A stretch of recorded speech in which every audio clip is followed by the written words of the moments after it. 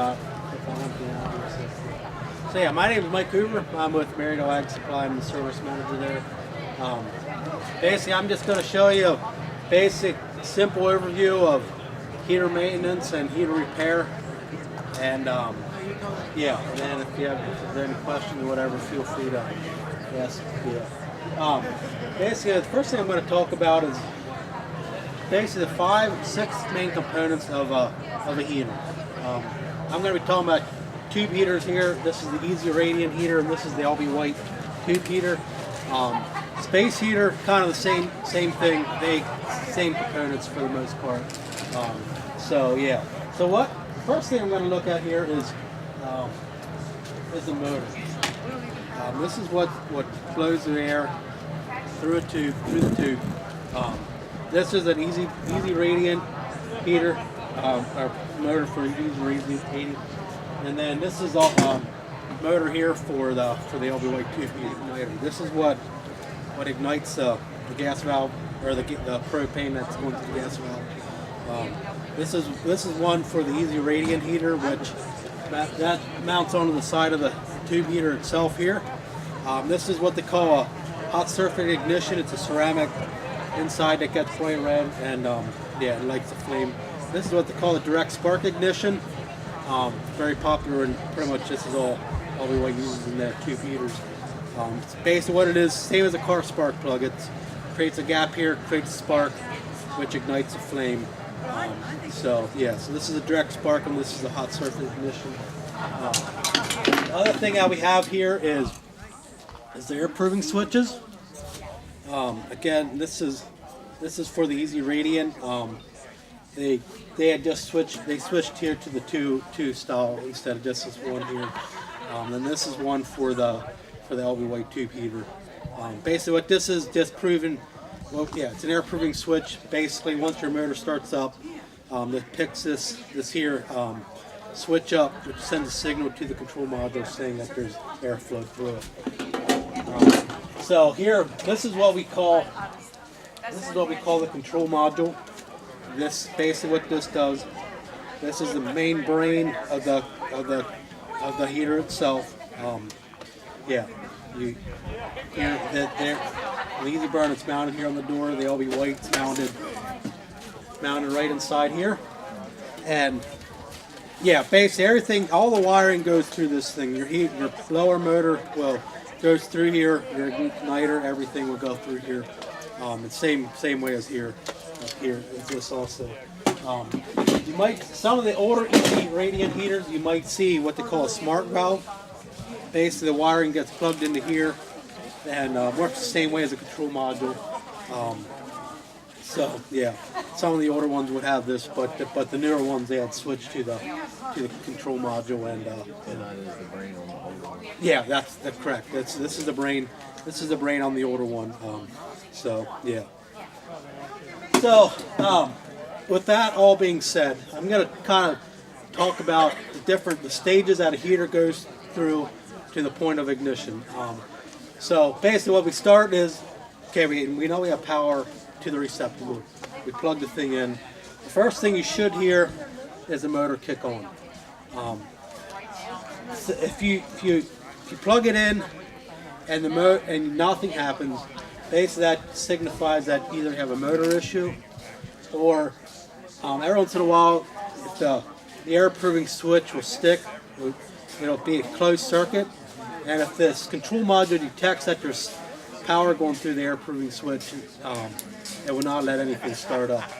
But most of the times, what you're going to find is a motor that's not working right. If you plug it in and nothing happens. There are indicator lights here, which if you on these the green LED light, you should see power. If that light does not come on, you know that you have no power going to the unit at all. So yeah. So at that point, when you plug a heater in, you hear let's say everything's going fine. You hear the motor start up. At that point, this air proving switch should create a closed contact. Basically, what this is, the switch here, air proving switch, has a switch inside and a diaphragm that that it creates it when it detects air movement. It closes this contact, which then tells the control module that there's air flowing through the unit, and then allows the igniter to ignite. So that's the next thing that you'll hear. You should hear the igniter start glowing red, which on the bottom of the Easy Radiant you'll see that that there's a clear window that you can look up and physically see the igniter turning on.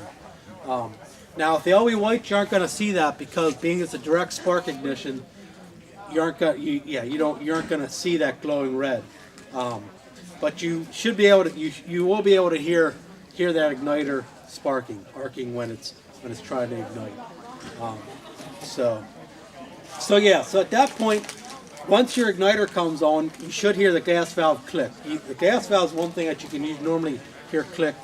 You can hear a physical click, and then allowing gas to then go through the gas valve. So, and it's then at this point that let's say everything's burning, you can see the flame. You should see a blue flame in there. That's when, at this point, then where this gas valve or the flame sensor takes over. This flame sensor is mounted right here. Basically, this sends a signal back to the control module saying that there's it's sensing a flame, and then it allows the control module then allows the gas to continue flowing through and keep burning. So basically guys will call me and say, the heater, everything works fine, it ignites and everything, but then it goes out. Basically what I tell guys is, first thing to check this flame sensor. Sometimes these can get moisture inside of them, which makes them act up.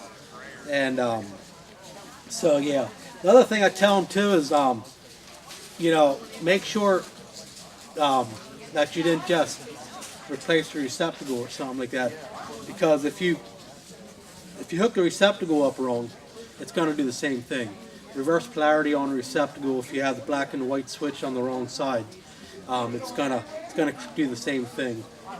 So sometimes we see that too, but that's usually you'll see that if it ignites, but it goes out after 10-15 seconds, that it's going to be a flame sensor. So that gets carbon up, will it gas bomb? Sorry. Yeah, if that gets carbon up, will it shut the gas off also? It would if it's too bad. Yeah. So it's good to make sure this is clean, free of any debris or anything like that.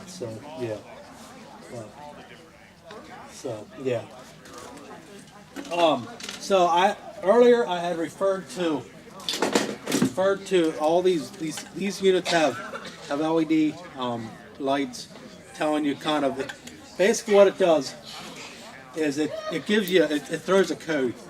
These lights here will be a constant green if everything's going right. The LB white tube heater here has a status light here on the bottom. That's basically the same thing. It's basically what it'll do is it'll flash a code. If everything's the red light here signal is a status light. The orange light here is the gas valve. It means that the gas valve is picking up if this light comes on. So and basically if this thing's flashing a code, the LB white tube heater here has up to 5 different codes. For flash 5 different, flash 1 time or 2 times, up to 5 different flashes. And here kind of is a troubleshooting guide, I would say. It kind of gives the causes here, and then it also gives the remedies, what things to look for on that usually is a good place to get started. I'm not going to say it's always right, but at the same time, it's a good place to get started. With the Easy Radiant heaters, you kind of have the same thing. You have the green LED here, and the paper. They have a paper inside of each module, each unit here, that'll give you what the different flashes and what some ways to resolve the issues. Most times you'll see this paper on the newer ones. It's going to be in the bottom. The older ones, it's going to be right on the door on the side in a little sleeve. That and so yeah, but yeah. So yeah, that's just basic oversight as far as repairing. Usually, like I said, I start at kind of seeing what the signal is, and kind of at that point, kind of making my own diagnosis as to what things to check for. I did want to say, like an air pruning switch, there is some adjustment to these things.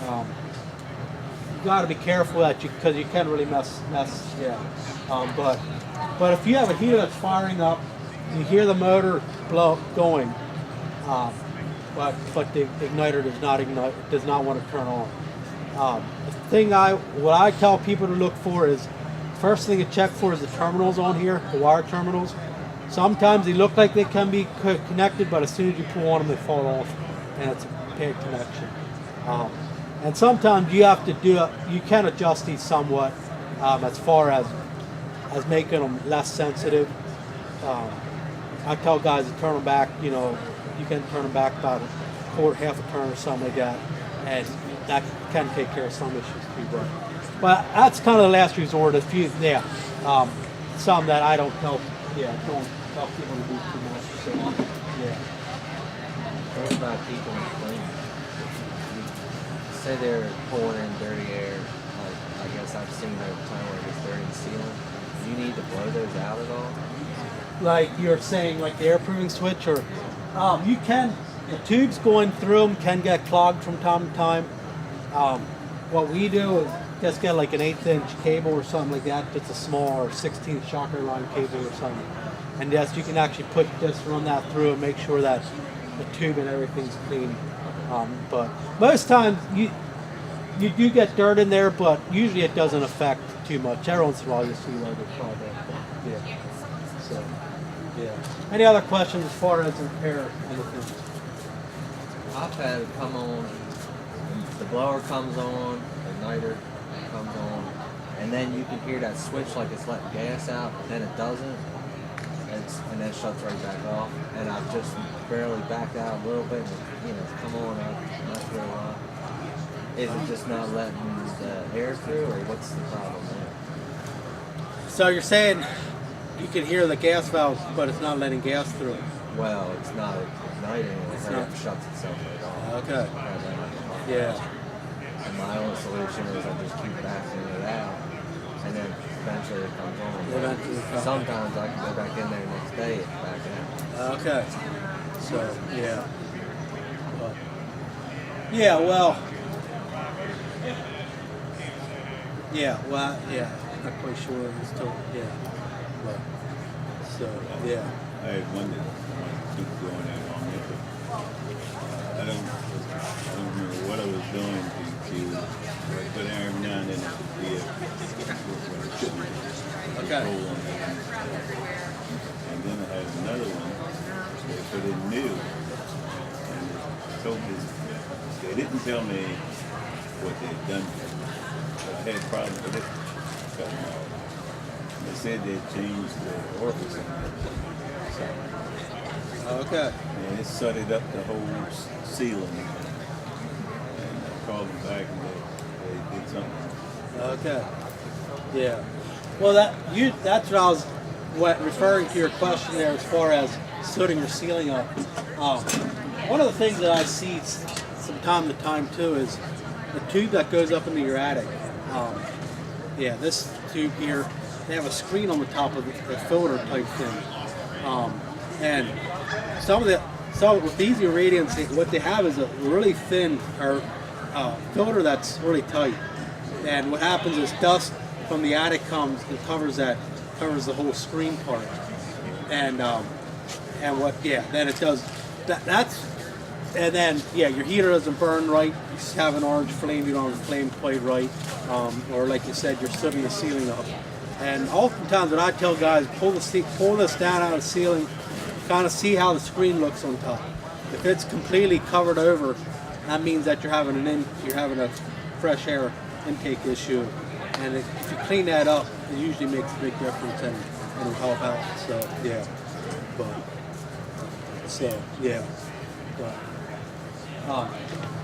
so yeah, and the other thing that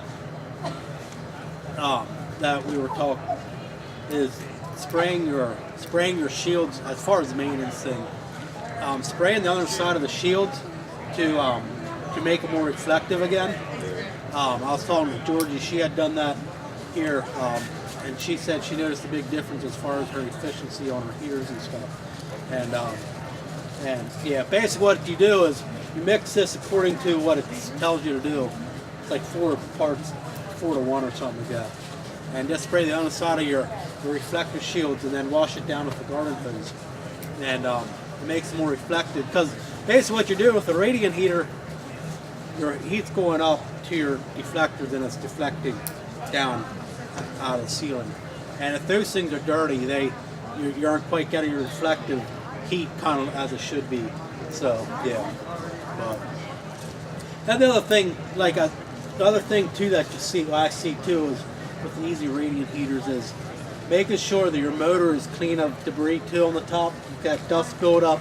Basically what that does is it basically insulates your motor, and so your heat can't escape out of the motor to then and then it can cause a motor overheat issue.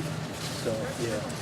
But other than that, I just say, yeah, just as far as maintenance, just making sure that your heaters are free of debris, just kind of like everything else, and stuff. But yeah. So. Yeah. Which one do you like better? Easy radiant or white? Personally, I prefer. Easier to work on? They're about these parts are easier to get to. Yeah.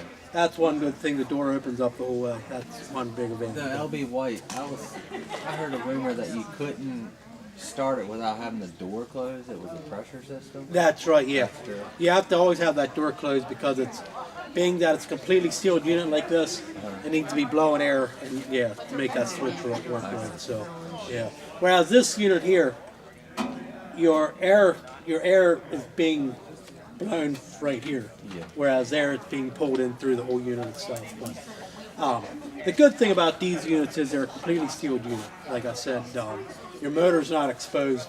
We replace a lot of these motors. That's just kind of something that we go through a lot of them in a year's time, and it's some of it's because your motor is up right at where all the heat is. That's where your hottest point of and it they just overheat over time, and the bushings inside there get worn out and stuff like that too. So yeah. Well, why did they switch to the double air previously? They were, as far as I know, they were having some issues with the other ones. Okay. Well, So I guess I have both, but I hadn't had to work on theirs yet. That's why they switched, because they were having some issues. So they went to that, and So when you go, if you're having trouble, you just change both of them out. Well, see, on this paper here, wherever I laid that, it does.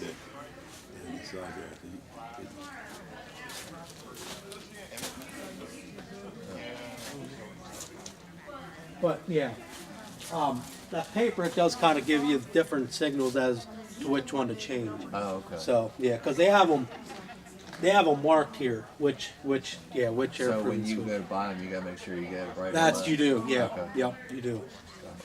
So yeah, some guys you can go back in with just a single like that, but you have to make some adjustments to them if you want to just do that. But yeah, but as far as I know, these are working a lot better now that So that's kind of why they went to this control module too. They were having I think there was a recall on the smart valve, so they had gone to this because they were having some issues with them and stuff like that. So yeah, but yeah, Georgie had taken some pictures there of her before and after pictures of how there's reflective, how that spray worked. How often do they recommend cleaning? I'm not quite sure. My guess is probably once a year or something like that. But yeah, So. Yeah, that stuff looks good. I tried it. You can just see it. The Okay. black soot just kind of right out. Yeah. So yeah. So yeah. Any other questions?